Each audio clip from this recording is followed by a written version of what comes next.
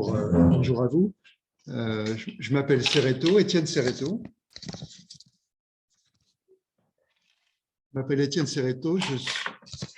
On va y arriver. Ça y est, ça y est, c'est bon? C'est bon.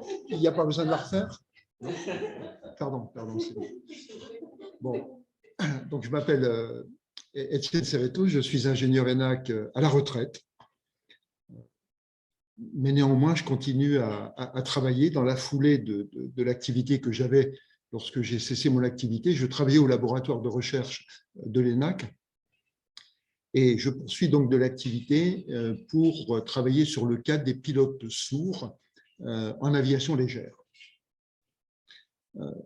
Je suis même vice-président de l'association Fans for All, que vous voyez sur ces diapositives à gauche.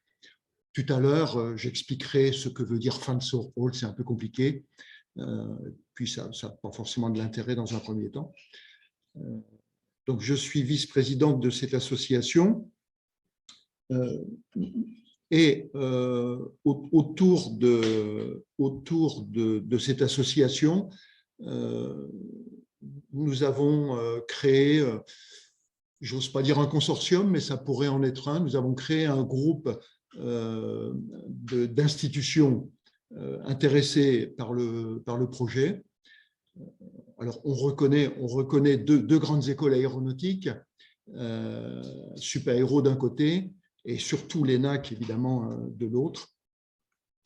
Mais on reconnaît aussi d'autres institutions universitaires, comme l'Université de Rennes 2, l'IUT de Tarbes, qui est rattaché à Toulouse 3, le lycée Jules Field de Carcassonne, et on trouve également une fondation d'entreprise, l'entreprise S2I, qui nous soutient de manière tangible, hein, puisqu'on bénéficie d'un mécénat financier et d'un mécénat de compétences.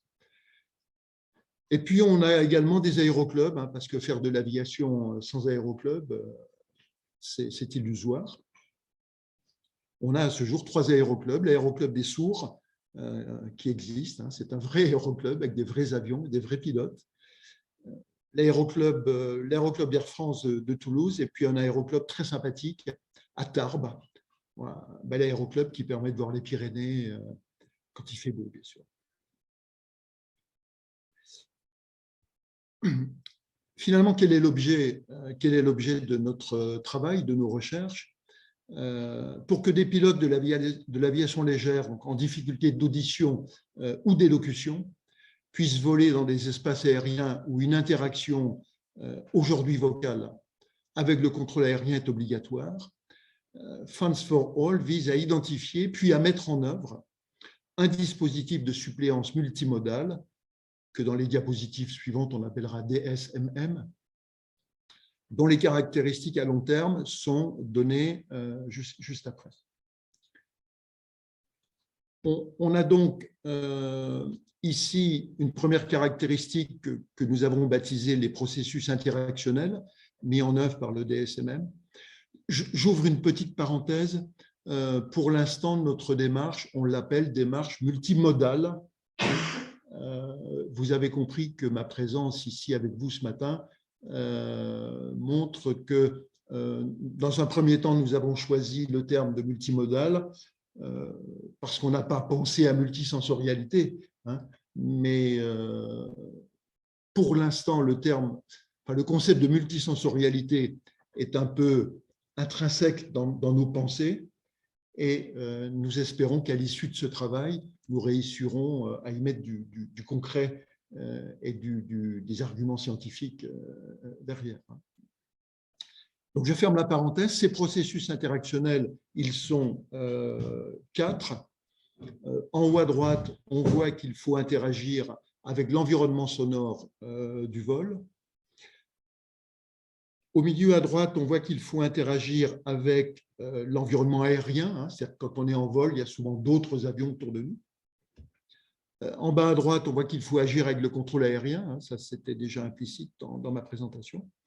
Et puis en bas à gauche, on va aussi chercher à interagir avec un dispositif qui s'appelle ATIS, ATIS, c'est un dispositif qui met sur un répondeur téléphonique des informations aéronautiques et météorologiques, informations dont le pilote a impérativement besoin avant d'entreprendre son vol et pendant son vol.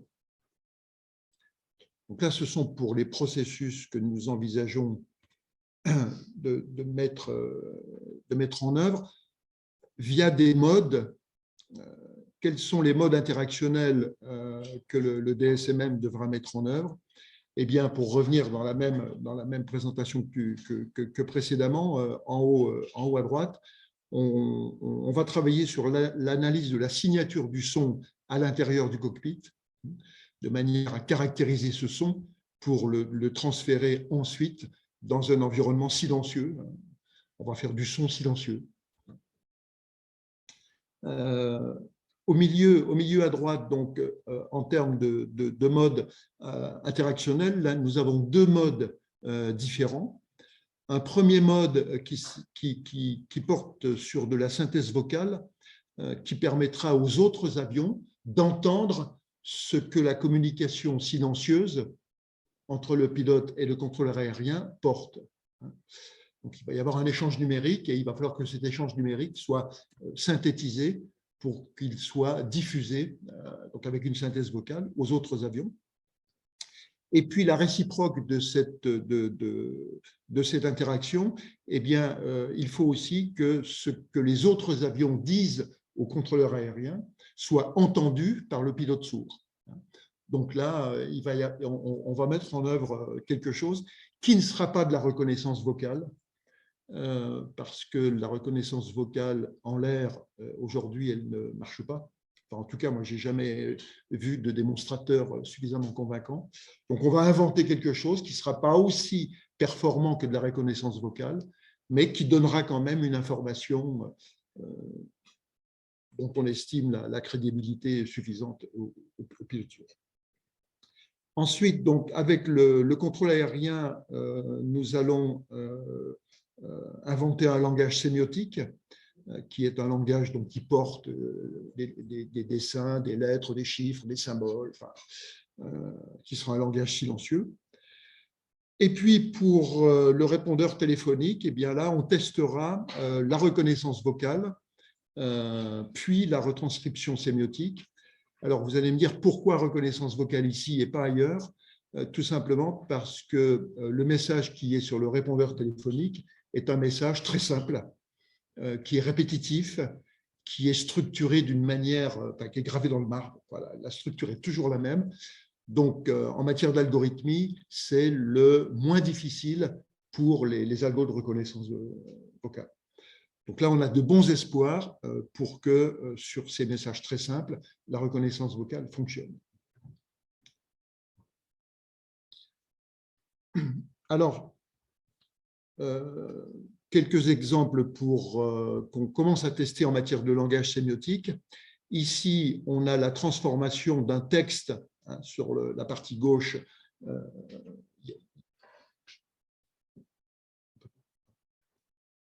Voilà. Sur la partie gauche, il y a un texte qui donne donc des informations aéronautiques et météorologiques, et ce texte est transformé en représentation symbolique, hein, que l'on voit sur la partie droite de l'écran. L'honnêteté me pousse à dire que ce que l'on voit à droite de l'écran, enfin, cette diapositive, pardon, a été, je peux vous la présenter grâce aux étudiants de Hanke, hein, parce que ce sujet a été soumis comme chef-d'œuvre aux étudiants du master IHM de l'ENAC, hein, master dirigé par Hanke. Hein. Donc, merci Hanke. Voilà, donc là, c'est un exemple. J'en ai quelques d'autres sur la diapositive suivante. Ici, je ne vous donne pas le détail, on pourra en parler un peu plus tard, mais c'est une retranscription sémiotique d'un langage oral donné par le contrôleur aérien. Le contrôleur aérien parle et, par le biais d'un assistant donc inclus dans le DSMM, hein, qu'il va falloir qu'on invente, le pilote voit une image, en fait, hein, qui est donnée sur une ardoise, parce que pour l'instant, les premières expérimentations qui ont été faites ont été faites avec des dessins rapidement draftés sur les ardoises. Mais c'est une manière sémiotique de traiter l'information.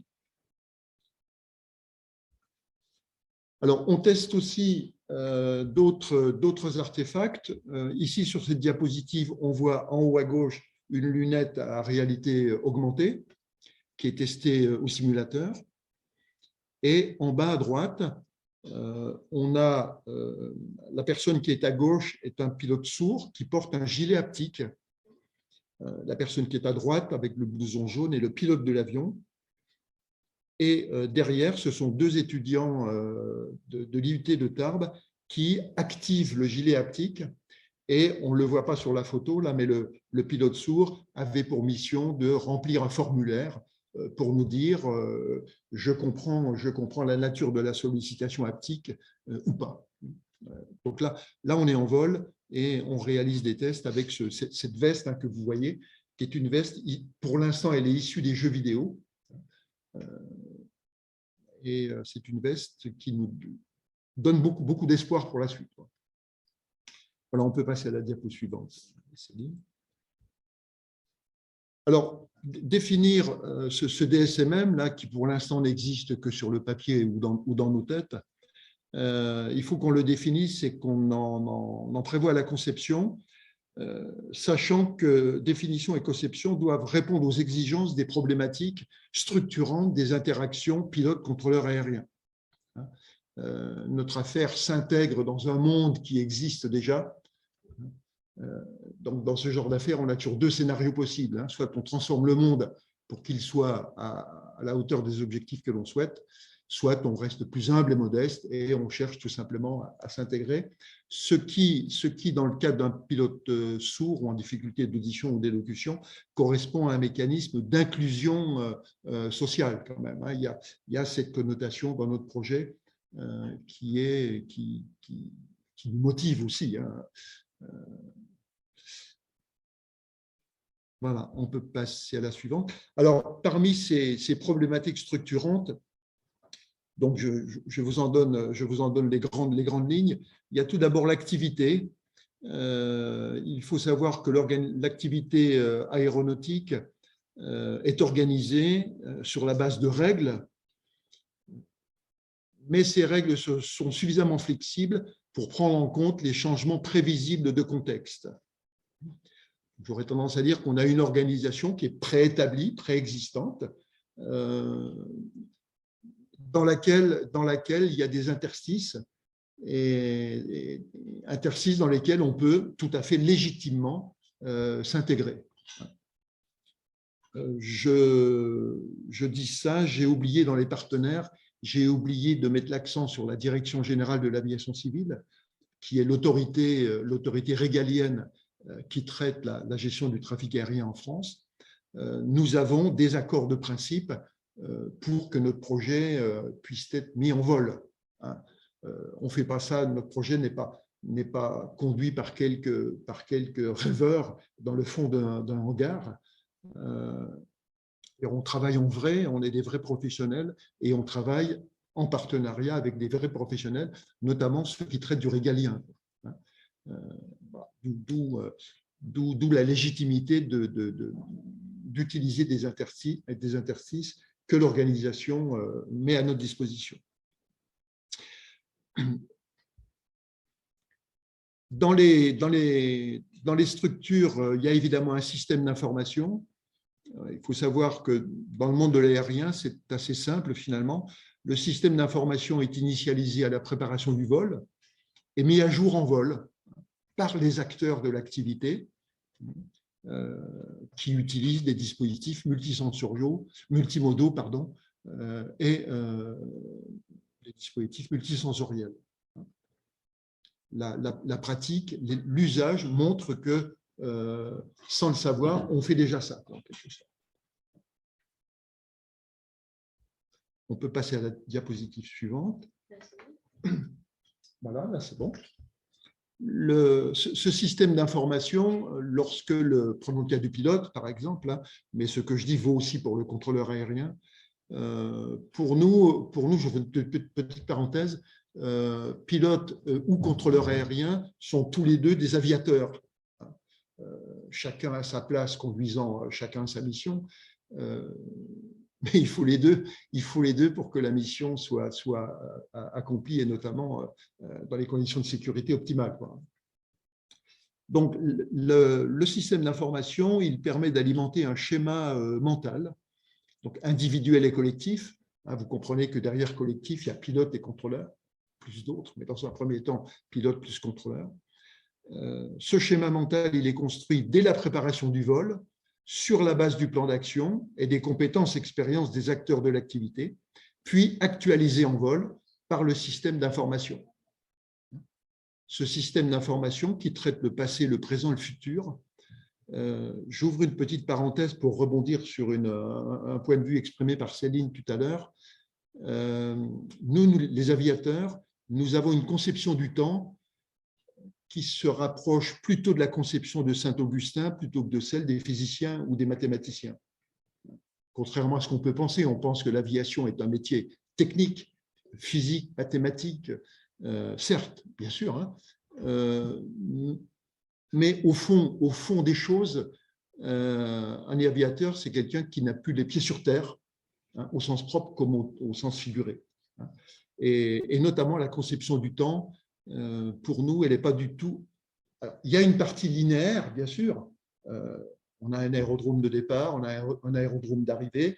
Entre les deux, il se passe 1h30, 2 heures, 5 heures ou 12 heures. Bien sûr, il y a une échelle des temps qui est une échelle linéaire, physique, mathématique. Mais en vrai, dans notre tête, un petit peu comme vous disiez, Céline, nous les humains, on traite le temps d'une manière complètement différente. Et notamment les aviateurs, ils mélangent, c'est pour ça que je fais référence à Saint-Augustin, ils mélangent aisément, sans état d'âme et de manière très vertueuse, le passé, le présent et le futur. Tout ça, c'est à un instant T, tout ça, ça donne une problématique sur laquelle il faut travailler, quoi. Bien, on peut passer à la diapositive suivante. Pardon, je fais des digressions qui vont faire en sorte que on n'arrivera pas à la pause. Ce schéma mental, j'imagine que vous êtes habitué avec ce concept de schéma mental. Il pose dans notre manière de voir les choses, il pose des éléments de manière un peu analytique, sans état d'âme. Le schéma mental pose des événements sans état d'âme. Il faut faire vivre ce schéma mental, il faut faire vivre ces éléments qui nous arrivent, et le fait de faire vivre ces éléments du schéma mental, nous l'appelons la construction du sens. Alors évidemment, cette construction, elle est aussi individuelle, elle est aussi collective. Il faut que le pilote et le contrôleur aérien aient plutôt une vision des choses commune, sinon pour interagir, il y aura des problèmes. Alors, on considère que l'enchaînement des éléments fournis par le schéma mental donc, restitue une succession d'événements soumise à l'appréciation interprétative des acteurs de l'activité. Et là, il y a une composante humaine. De la représentation mentale qui est assez analytique, on met un coefficient d'interprétation humaine qui fait que cette construction du sens, elle est par essence très individuelle. D'où la difficulté de la rendre collective d'ailleurs, hein, parce que voilà, c'est une problématique dont on trouve jamais les solutions définitives. Et donc, pour revenir sur ces interprétations, ces appréciations interprétatives, un exemple que je donne ici sur ces diapositives, c'est de se poser la question de la cohérence entre ce que l'on observe, la situation, et le plan d'action, ce qu'on avait prévu. Est-ce qu'il y a une différence entre ce qu'on avait prévu et ce qui existe? S'il n'y en a pas, tant mieux. S'il y en a une, pourquoi? Est-ce que c'est grave, pas grave, etc. Et puis, donc, du résultat de cette interprétation dépend la projection vers la poursuite de l'activité. On se pose la question de savoir qu'est-ce qu'on fait. Si on n'a pas de cohérence, qu'est-ce qu'on fait? Il faut trouver cette réponse en un dixième de seconde ou en une seconde au maximum, parce que l'avion, lui, il ne s'arrête pas. Pendant qu'on réfléchit, l'avion, il ne s'arrête pas. On peut passer à la diapositive suivante. Lorsqu'on se pose la question de la construction du sens, donc on se pose la question de la cohérence, de la logique en quelque sorte, arrive de moments où cette construction du sens nous pose une question, nous interroge, nous interpelle, et on n'a pas de réponse immédiate. Donc, c'est ce que j'ai appelé la rupture dans la construction du sens. Donc, cette rupture, elle conduit les acteurs de l'activité à envisager différemment les processus de compréhension, décision, action qui sont conduits selon les règles lorsque le sens à donner une situation est univoque. En gros, quand il n'y a pas de problème, la règle, connue de tous les intervenants, l'application de la règle suffit à sortir des situations. Au contraire, plus la situation semble pouvoir se prêter à un grand nombre d'interprétations, plus il y aura tendance à interagir pour tenter d'identifier l'interprétation qui fait du sens. On parle alors de rationalité contextuelle et de réduction de la confusion.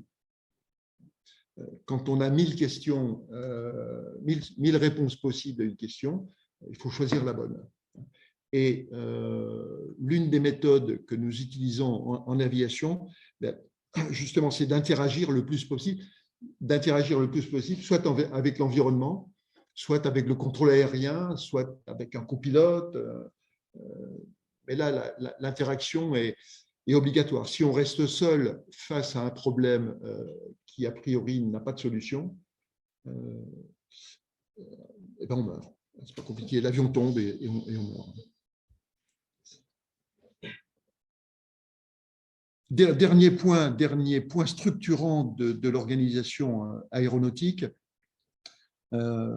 il faut, donc la mise en œuvre des interactions est rendue possible par une organisation de l'activité basée sur des processus organisants.